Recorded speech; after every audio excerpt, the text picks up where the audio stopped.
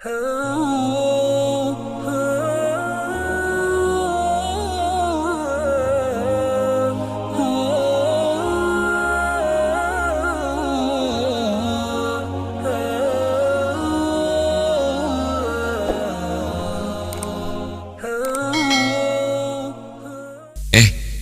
banget ya, akhwat itu udah centil, sombong, amit-amit cabang bayi. Nah sama dosanya, itu ghibah tuh ya. Sudah tahu kan dosa ghibah seperti apa? Ayyuhibbu ahadukum ayyakula lahma akhikin maitan fakarihtumu. Sukakah engkau memakan daging bangkai saudaramu yang sudah mati? Al-Hujurat ayat 12. Orang yang, apa itu ghibah? Ghibah itu menceritakan tentang seseorang yang kalau dia tahu dia sakit hati, itu ghibah. Kalau tidak sakit hati ya tidak apa-apa. Misal begini, saya gundul, gundul, nggak sakit hati, dah gundul betulan ya.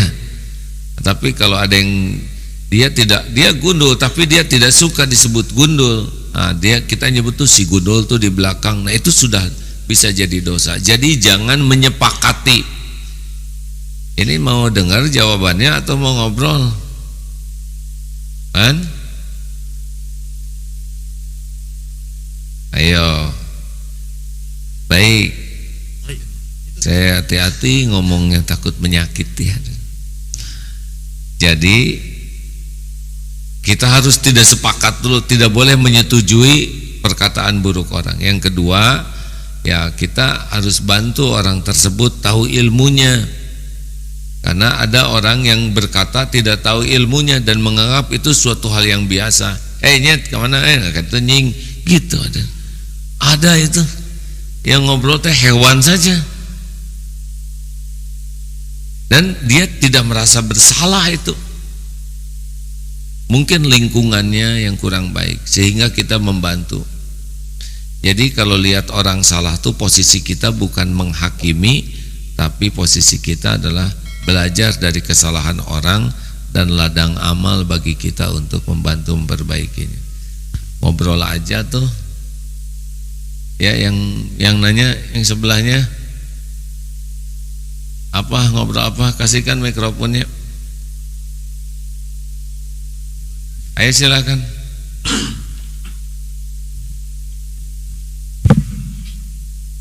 Bagaimana? Sudah? Berikan mikrofonnya ke yang sebelahnya itu.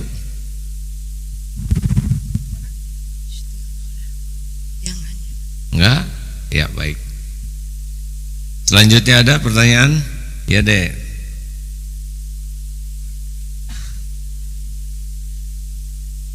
Jadi kalau ada orang yang sedang bicara dan kita ngobrol, jatuhnya baik atau tidak? Sopan atau tidak? Berkah tidak ilmu yang didapatnya? Tidak. Makanya kalau ada yang bicara, usahakan diam. Dan setiap kali kita ngajak orang lain bicara, berarti kita sudah membuat orang lain tidak dapat ilmunya, terhalang oleh obrolan kita. Betul? Misalkan ada penceramah, lalu kita ngajak ngobrol. Nah kita tuh sudah membuat orang yang diajak ngobrol ini kehilangan ilmu gara-gara kita ngajak ngobrol. Jadi mengganggu. Jangan ya. Tidak baik. Ya. Bismillahirrahmanirrahim. Terima kasih atas kesempatannya. Alhamdulillah. Yang ingin saya tanyakan dua. Pertama terkait tadi Duzul Kasosi, apakah kalimat sindiran termasuk di dalamnya? Misalkan gimana soal subuhnya? Oh masih telat. Oh pantas belum menikah. Nah kayak gitu. Masuk gak yang kayak gitu misalkan? Kira-kira diomongin begitu enak tidak hadirin? Kenapa sholat subuhnya tidak ke masjid? Oh pantesan belum nikah gitu? Enggak, saya nanya misalkan ngobrol sama teman, gimana sekarang sholat subuhnya? Oh masih telat Kang. Oh pantas belum nikah misalkan. Ini nyindirin bahwa sholat subuh tuh harusnya jangan telat gitu. Masuk enggak? Terus hubungan dengan nikah apa?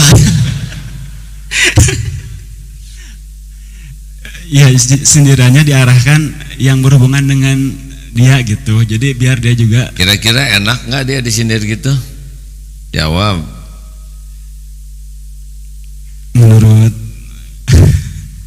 enak enggak? Kira-kira dia jadi bahagia atau jadi sakit hati?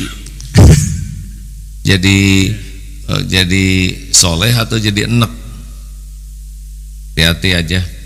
Termasuk berat badan ya, jangan suka ya waduh berapa kintal. Nah ini kuintal ini sejenis karung ya. Jangan. Terus itu teh hidung kutil, itu juga termasuk penghinaan. Masa kutil segede gini ya? Ini kan jerawat ya. Tidak boleh ya. Terus misalkan apa?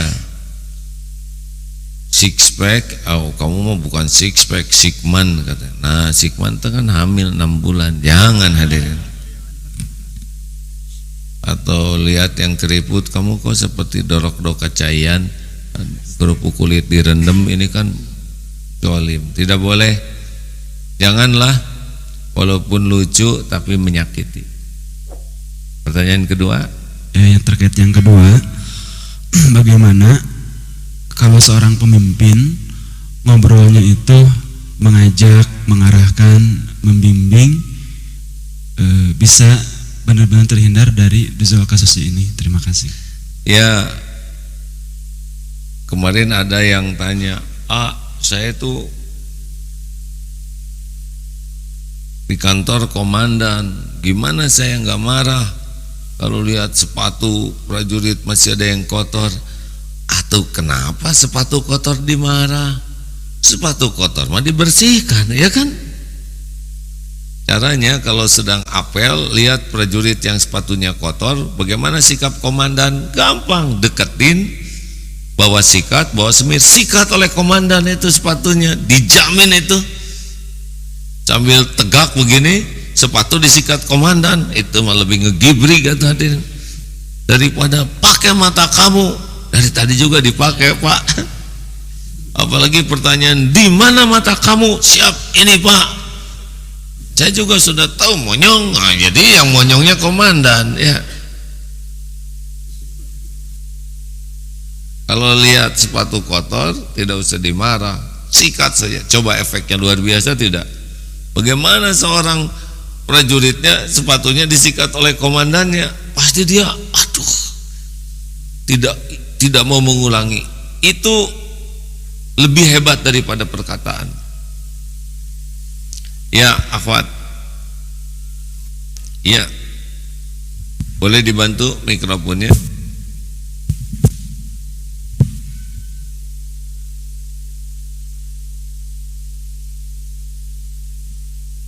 Kemana kelewat itu? Ya.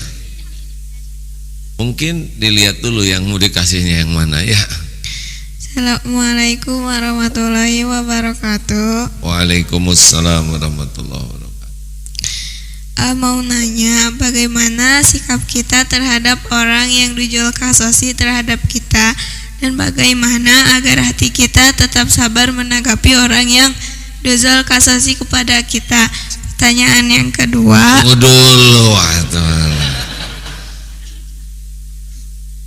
Jadi kalau mendengar orang bicara, kita harus tahu bahwa tiap orang tuh beda-beda gaya bicaranya. Jangan begitu. Terus ngomong sare itu juga nyindir hadirin. Baik, jadi tadi apa perkataannya? Bagaimana kalau ada yang kurang baik atau duzul kasosi kepada kita ya? Dan bagaimana kita bersabar? Pertanyaan kedua. Kenapa setiap mendatangi majelis ilmu jarang sekali ilmu yang menempel pada hati kita? Bukan hati kita, kita tuh antara engkau dan aku ya. Mohon di garis bawahi perkataan saya tuh sendiri tunggal. Ya, hati saya. Iya. Ada saya, ada kami. Kalau kami yang berbicara jama, tapi tidak termasuk yang dianggap bicara. Kalau kita berarti termasuk yang dianggap bicara, ya kan? Pernah kan ada akhwat yang nanya, bagaimana ya kalau kita malam-malam? Apa ini akhwat? Ada ibu-ibu juga begini, ini kan kalau anak kita apa bu, aduh, masa saya jadi anakan lagi. Penting tidak memilih kata-kata itu, kan bisa jadi fitnah. Boleh nggak saya bertanya, anak kita itu kan, aduh, ampun ya, bisa viral nih. Di pertanyaannya apa tadi? Yang kedua, begini hadirin, tadi sudah dijawab kalau yang pertama ya. Kalau melihat, dengar baik-baik ya, kalau ada orang yang bersikap buruk kepada kita, jangan kita balas keburukannya, tapi kita belajar dari keburukan orang agar kita tidak melakukan keburukan yang sama. Misalkan, kamu ini orangnya jelek, hitam, ngaco, dia ngomong gitu, jangan dibalas karena ini buruk. Kalau keburukan dibalas keburukan, apa bedanya? Kalau ada orang ngomong jelek, ini adalah ladang ilmu bagi kita. Betapa orang punya pangkat, punya gelar, punya jabatan, punya rupa, punya penampilan, kalau perkataannya kotor, jatuh kehormatannya. Saya tidak akan melakukan hal yang sama. Yang kedua, ladang amal, latihan sabar, tahan. Ini dia penggugur dosa, ini dia pahala yang melimpah, gitu. Dan yang ketiga yaitu idfa billati hiya ahsan, tolak keburukan dengan cara yang lebih baik. Nanti dia bisa diluluhkan hatinya oleh Allah jadi sahabat. Doakan kebaikan ya. Makanya berteman ini tuh, ini semua ilmu kita nih. Di asrama, di kamar tuh kita bisa belajar dari setiap orang yang ada di sana. Ada yang tenang, ada yang ngomong saja, dikit-dikit ngomong, dikit-dikit ngeluh. Ada orang yang kalau bicara tuh negatif saja. Masih ingat 4 tingkatan bicara? Ini ada santri baru ya. Maaf nih saya ulangi nih, para santri baru ada 4 tingkatan kalau orang bicara tuh. Pertama, orang yang paling mulia kalau bicara cirinya apa? 1, zikrullah. 2, ilmu yang manfaat. 3, hikmah yang menggugah. 4, solusi. 1, zikrullah nyambung ke Allah. 2, ilmu yang manfaat. 3, hikmah. Kalau hikmah tuh ke hati. Yang keempat, solusi. Jadi bicara apapun nyambung ke Allah, manfaat, tergugah, dan ada solusi. Jangan cuma ngobrolin masalah.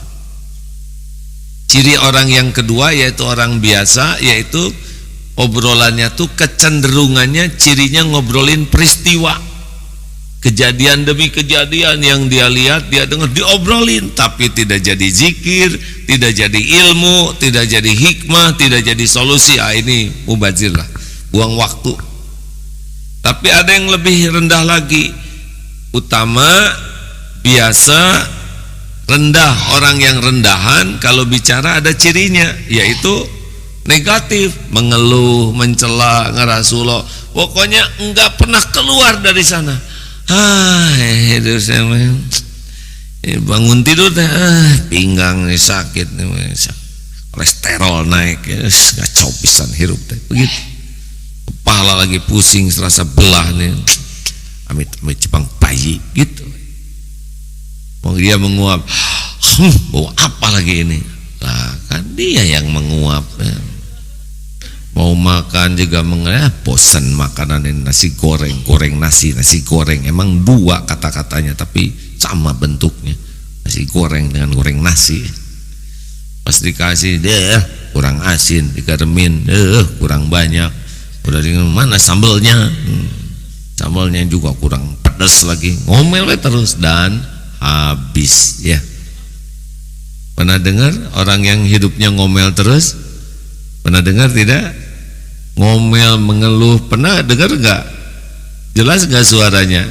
Jelas, suara sendiri gitu.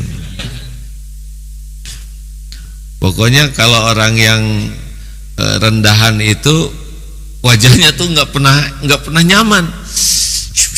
Becek becek, hujan, amit cabang bayi, becek di mana-mana, baju nggak ada yang kering deh, gitu, ngomel, nonton TV juga ngomel.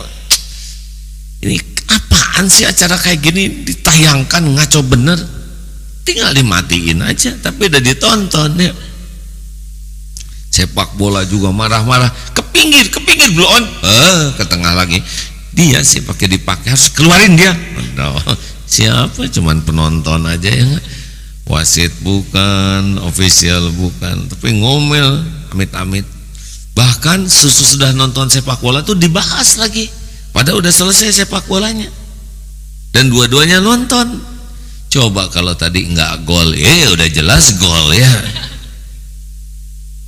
Pernah dengar yang begitu? Sekarang nonton sinetron, dia udah nonton ngomong terus itu. Dan ini dia sembunyi itu, itu ketembak tuh. Jadi nggak rame. Yang keempat adalah orang yang dangkal. Nah, ini paling bawah, utama, biasa, rendahan, dangkal. Orang yang paling dangkal kalau bicara ada cirinya. Tahu cirinya? Pasti membicarakan dirinya sendiri. Saya terus. Saya itu ya, pada waktu ke Mekah lihat potret Ka'bah. Waktu itu saya duduk di sini nih. Nah, ini di sini saya juga pernah nih. Gak ada yang nanya, hadirin ya. Belum menemukan materi baru nih. Lihat celengan, lihat kucing. Kucing lucu nih. Bulunya panjang kayak singa. Saya sudah pernah ke Singapura gitu. Nggak nyambung ya. Jadi semuanya tadi kait-kaitkan supaya dirinya ngangkat. Tujuannya cuma satu, supaya dia dikagumi orang. Jadi banyak cerita diri itu supaya orang tahu siapa dirinya, ilmunya, kekayaannya, pengalamannya, wawasannya. Bukan tidak boleh, boleh juga bicara sebagai syukur. Tapi kalau bicara untuk pamer, tidak peduli kepikiran orang, perasaan orang. Aslinya ya, kalau ngobrol tuh begini. Bicara saya boleh asal orang itu mendapat manfaat. Contoh begini, alhamdulillah saya sudah mendapatkan keuntungan dari bagi hasil perusahaan senilai 10 miliar dan akan saya bagikan kepada saudara-saudara 9 miliar. Itu pasti menarik perkataannya, ya enggak? Ya kan? Karena ada untungnya. Sekarang orang ngomongin alhamdulillah saya dapat keuntungan 10 miliar, akan saya pakai semuanya, saya puas banget. Orang tuh enak hadir. Terus mau ngapain cerita? Kita nggak kebagian. Halo? Makanya jangan juga cerita, misal reuni itu jangan nanya istri, anak, karena belum tentu teman kita punya pendamping, benar? Misalkan dia datang sendirian, wanita, mana anaknya? Belum tentu menikah, benar? Mana suaminya? Belum tentu, masih ada, mungkin ada yang sudah bisa, mungkin ada yang meninggal, atau mungkin sedang di penjara. Nggak usah segala ditanya, itu bikin susah, termasuk ibadah. Apalagi ibadah ini, Mbak saum enggak? Ini kan jadi susah hadirin. Yang tadinya ikhlas bisa jadi ria. Ya alhamdulillah saya saum, karena sebetulnya saya bukan hanya saum Senin Kemis, tapi saya juga saum Daud, dan ini sudah saya jalankan selama 5 tahun. Dan pasangan dari saum itu adalah tahajud. Jadi saya juga selain saum ya tahajud, dan tidak bisa tidak yaitu baca Quran. Jadi one day one juice, dan ya sedekah lah, kurang lebih 1 juta setiap pagi. Habis tuh pahala gara-gara yang nanya, ya nggak? Diam, nggak usah segala ditanya. Kalau mau nyuguhin mah suguhin aja, husnuzon ya. Demikianlah sahabat-sahabat sekalian, sampai jumpa nanti di TSM bagi saudara-saudara di Bandung dan sekitarnya, juga nanti malam di Darut Tauhid ini. Kita akhiri dengan doa akhir majlis. Subhanakallahumma wa bihamdika asyhadu alla ilaha illa anta astaghfiruka wa atubu ilaik. Assalamualaikum warahmatullahi wabarakatuh.